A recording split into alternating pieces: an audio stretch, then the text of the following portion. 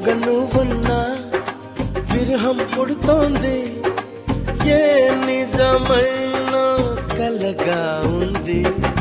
విసుగేతో కలిగింది, దిగులేతో పెరిగింది, అసలేతో జరిగింది, మతి కాస్త పోయింది.